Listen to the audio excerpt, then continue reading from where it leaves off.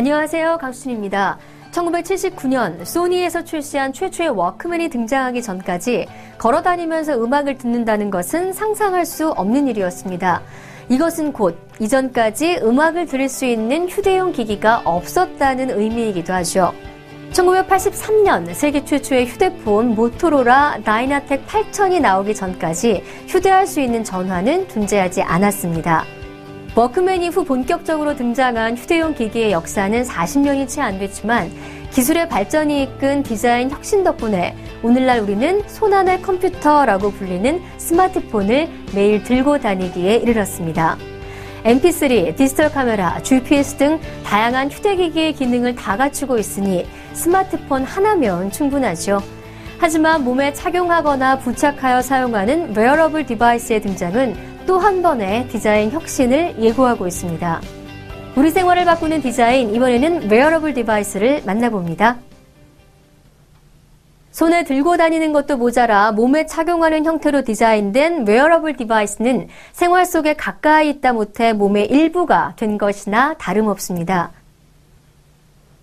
기본적으로 입을 수 있는 티셔츠와 바지부터 시작해서 안경, 팔찌, 시계와 같은 액세서리, 그리고 신발에 이르기까지 웨어러블 디바이스의 형태는 다양한데요. 특히 일찍 자리 잡은 웨어러블 디바이스의 디자인은 손목 위에서 시작됐습니다. 나이키 퓨어밴드, 핏빗, 조본 업 등 손목에 차는 형태의 웨어러블 디바이스는 운동량과 수면 시간, 수면의 질 등을 체크하고 기록하며 체계적으로 필요한 운동량을 관리해주는 기능을 하면서 모바일 헬스케어 시장을 주도해왔습니다. 애플리케이션과 연동해서 하루 24시간 기록되는 데이터를 바탕으로 생활 습관과 운동량을 분석하고 효율적으로 건강 목표를 제시하고 관리하는 것이죠. 항상 몸에 붙어있다는 특징 때문에 앞으로도 헬스케어 관련 기능은 더욱 확장될 것으로 보입니다. 헬스케어로 관심을 받기 시작한 웨어러블 디바이스는 계속해서 그 영역을 확장해오고 있습니다. 스마트폰 이후 IT기기의 최대 관심사는 두 손을 자유롭게 사용할 수 있게 하면서 스마트폰의 기능을 돕는 스마트워치로 옮겨갔죠. 시간을 알려주는 기존 시계의 기능에 휴대폰을 가방에서 꺼내지 않고도 알림이나 메일, 메시지를 실시간으로 확인할 수 있는 기능을 더한 것입니다. 2012년 킥스타터 펀딩으로 주목받으며 일찌감치 스마트워치 시장을 선점한 페브라 탄생 비화를 들으면 현재 스마트워치의 주요 기능을 짐작할 수 있습니다. 만약 휴대폰을 꺼내지 않고 모든 걸 손목에서 볼 수 있다면 어떨까? 페블 테크놀로지의 대표이자 디자이너인 에릭 미기코브스는 사람들이 하루 평균 휴대폰을 120번이나 꺼내본다는 조사 결과를 알게 된 후 페블의 프로토타입을 완성했습니다. 스마트폰과 독립적인 기능을 갖춘 스마트워치들이 출시되고 있긴 하지만 아직까지 스마트워치는 스마트폰의 보조 기기의 역할을 하는 경우가 많습니다. 페블은 최근 킥스타터에서 컬러 E-잉크를 적용한 후속작 페블 타임을 공개했습니다. 흑백이었던 디스플레이는 컬러 E-잉크를 탑재하며 컬러로 바뀌었고 배터리는 한 번 충전하면 7일 이상 사용할 수 있도록 개선됐습니다. 기존에 비해서 20%가 슬림해진 두께로 편의성을 높이고 22mm 표준 규격 스트랩을 사용해서 자유롭게 교체하는 등 한층 업그레이드 됐습니다. 스마트폰의 보조 기기로 스마트라는 수식어를 달고 있지만 패션 기능을 담당하는 액세서리로서의 시계에 가까워지려는 노력이 엿보인다고나 할까요? 페블이 후속작을 내는 동안 애플, 삼성, LG, 모토로라 등의 기업들도 스마트워치 시장에 뛰어들었습니다. 2013년 삼성은 스마트폰과 연동되는 갤럭시 기어를 출시하면서 본격적인 스마트워치의 시작을 알렸습니다. 이후 스마트폰 운영체제 안드로이드를 공급하는 구글은 2014년 웨어러블 디바이스를 위해 개발한 운영체제 안드로이드 웨어를 공개하면서 첫 안드로이드 웨어 기기로 모토로라, 모토 360, 삼성 기어 라이브, LG G워치를 소개했고 이는 다양한 브랜드의 스마트워치 출시를 가속화시켰습니다. 그리고 2015년 4월 10일 애플워치가 출시되면서 선택의 폭이 넓어진 완전한 스마트워치 시장이 형성됐습니다.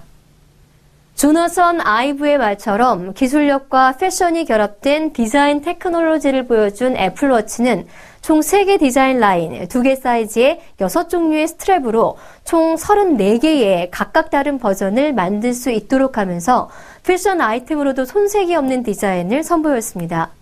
스마트워치로 대표되는 웨어러블 디바이스의 영역이 IT를 넘어 패션까지 넓어지고 있는 셈이죠. 스마트워치의 등장은 세계 시계 산업을 이끄는 스위스 전통 시계 브랜드에도 영향을 주기 시작했는데요.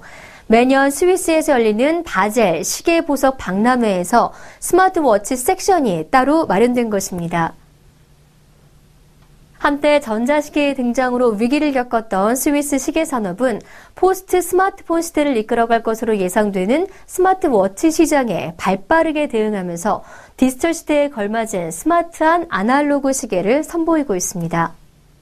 2015년 3월에 열린 바젤 시계보석 박람회에서는 불가리, 게스, 몬데인 등의 브랜드가 기존 아날로그 시계 디자인을 기반으로 스마트 기능을 더한 스마트워치를 선보였으며 태그 호이어는 구글, 인텔과 손잡고 스마트워치를 만들겠다고 발표했습니다. 스위스 철도시계, 헬베티카 시계 등으로 스위스 시계 산업의 대명사가 된 몬데이는 헬베티카 워치의 디자인 아이덴티티를 유지하면서 움직임 등을 추적하는 트래커와 센서를 장착해서 스마트폰이나 태블릿 PC 등과 소통하는 모션 X 기술을 차용한 헬베티카 넘버원 스마트를 선보였습니다.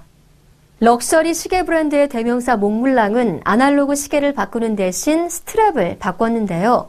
길이 40mm, 너비 14.2mm의 OLED 스크린을 가죽 스트랩에 장착한 것인데 스트랩만 바꾸면 어떤 아날로그 시계도 스마트워치처럼 사용할 수가 있습니다.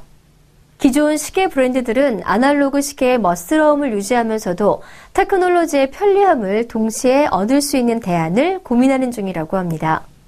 오늘날의 웨어러블 디바이스는 시계나 안경, 헤드셋 같은 형태지만 미래에는 또 어떻게 달라질지 모를 일입니다. 급기야 물리적인 형태가 존재하지 않는 생체인식 바코드 하나가 될 수도 있죠. 컴퓨터에서 스마트폰으로, 스마트폰에서 스마트워치로 디바이스는 점점 작아졌지만 기능은 더욱 많아지고 복잡해졌습니다. 결국 중요한 것은 웨어러블 디바이스라는 하드웨어가 아닙니다. 웨어러블 디바이스가 연결하게 될 가상현실, 그 안에서 실현될 새로운 인간과 컴퓨터의 상호작용과 사용자 경험, 디자인은 생활 속의 디자인을 바꿀 뿐만 아니라 사물을 바라보는 관점마저 바꿀 전망입니다. 우리 생활을 바꾸는 디자인, 웨어러블 디바이스였습니다.